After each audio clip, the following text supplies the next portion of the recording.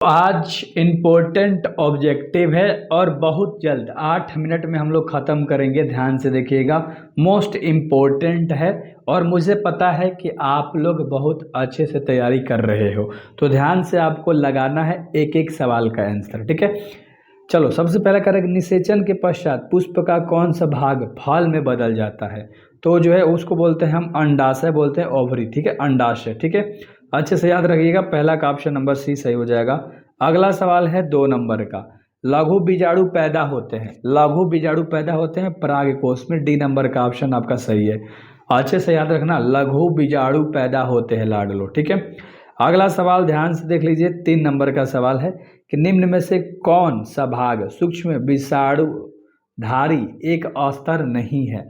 तो 3 का option number D हो जाएगा, बाहरी अस्तर। तो डी नंबर का ऑप्शन आपका सही है, बाहरी अस्तर। ठीक है, चलिए अगला सवाल जो कि 4 नंबर का सवाल है, निम्न में से कौन पौधा जलोविद्ध होता है? अच्छे से सवाल आपने देख लिया तो ये हो जाएगा सिंघाड़ा। ए नंबर का ऑप्शन आपका सही है। ठीक है, क्योंकि जलों के अंदर होता है, ये आपने देखा है ना, बहुत बढ़िया सिंघाड़ा जो होता है।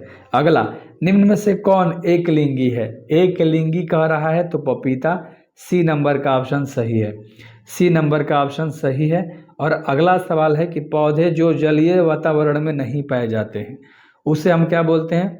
बबूल बोलते हैं। ये जलीय वातावरण में नहीं पाए जाते, लेकिन हाइड्रीला है, निलंबो है, ट्राफा है ना, ये सब जो है वो जलीय वातावरण में नहीं पाए जाते हैं, तो ये सब पाए जाते हैं, इसमें बबूल जो है नहीं पाया जाता। डी नंबर का ऑप्शन सही है, अच्छे से याद रखिएगा। ठीक है, अगला सवाल 7 नंबर, एनिमोफिली नामक परागण किसके द्वारा होता है? तो ये जो होता है ये हवा के द्वारा होता है। डी नंबर का ऑप्शन आपका सही है, डी नंबर का ऑप्शन आपका बिल्कुल सही है। अगला सवाल 8 नंबर का, वायु परागित पुष्प सामान्यतः होते हैं। तो सामान्यतः होते हैं, कैसे होते हैं ध्यान से देखना, छोटे होते हैं और रंगहीन होते हैं, यानी कि बी एंड सी, है ना। तो डी नंबर का ऑप्शन तुम्हारा सही हो जाएगा। इस क्वेश्चन में थोड़ा सा आपको कन्फ्यूजन टाइप से लगा होगा, तो ध्यान से ऑप्शन देख लो। ठीक है ना, हाँ बहुत बढ़िया। तो इसी तरह से आराम से करते हुए चलेंगे, टेंशन मत लीजिए। अगला 9 नंबर का सवाल है कि मानव शुक्राणु के एक्रोसोम का निर्माण होता है, तो होता है जो न क्या होता है, गाल्जी काय द्वारा होता है। सी नंबर का ऑप्शन आपका सही है, याद रख लीजिएगा, गाल्जी काय द्वारा होती है। अगला सवाल जो कि 10 नंबर का सवाल है कि ऑपेरॉन में रिप्रेशर प्रोटीन को बनाने वाला जो जीन होता है वो क्या होता है? वो होता है रेगुलेट। सी नंबर का ऑप्शन आपका सही है, वो है रेगुलेट। ठीक है, अगला सवाल ध्यान से देखिए, 11 नंबर, गर्भाशय किससे संबंधित है? गर्भाशय मादा जनन तंत्र से संबंधित होता है भाई। बी नंबर का ऑप्शन सही है, फीमेल को, है ना, फीमेल रिप्रोडक्टिव सिस्टम से। आपको तो पता ही होगा ये सवाल। चलो अगला सवाल ध्यान से देख लीजिएगा, 12 नंबर, जलाशयों में सुपोषण के लिए सबसे प्रभावशाली, ये जो ऑप्शन ध्यान से देख लो, अकार्बनिक फास्फोट या कार्बनिक पदार्थ, तो हो जाएगा अकार्बनिक फास्फोट। ए नंबर का ऑप्शन आपका बिल्कुल सही है, ए नंबर का ऑप्शन आपका बिल्कुल सही है। अगला सवाल जो कि 13 नंबर का सवाल है कि भ्रूणपोष का क्या कार्य है? तो भ्रूणपोष का जो कार्य होता है ना लाडलो, क्या होता है? भ्रूणपोष देना। बी नंबर का ऑप्शन सही है।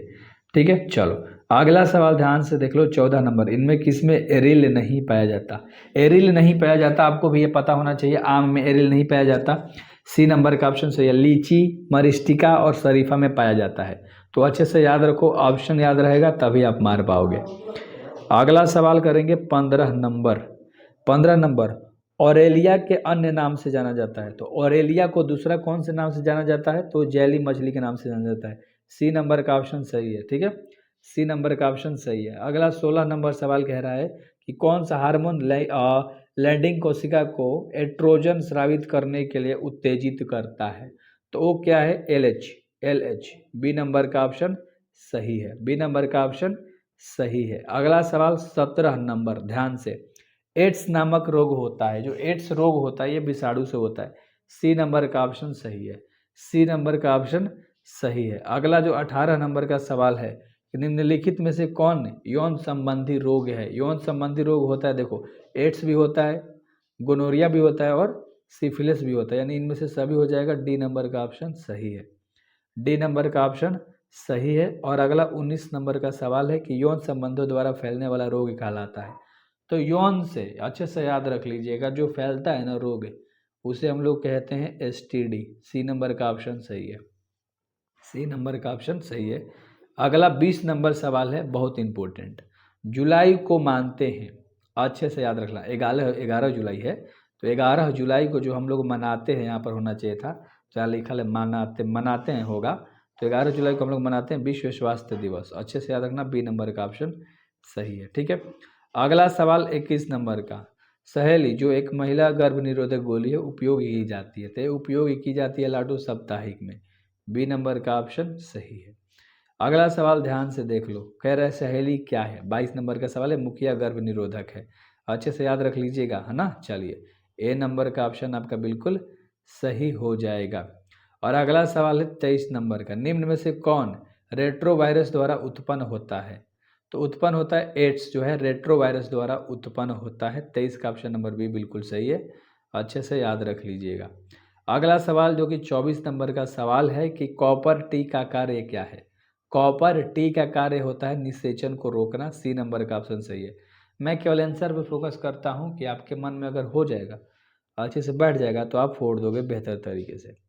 अगला सवाल कह रहा है कि समकार्य संरचनाएं किनके परिमाण स्वरूप होती है, तो अभिसारी के रूप में, बी नंबर का ऑप्शन सही है, बी नंबर का ऑप्शन आपका बिल्कुल सही है। अगला सवाल, पूरा जीवी प्रमाण किसके अध्ययन पर आधारित होता है, पूरा जीवी प्रमाण किसके अध्ययन पर आधारित होता है, तो जीवाश्म, सी नंबर का ऑप्शन सही है, सी नंबर का ऑप्शन आपका बिल्कुल सही है।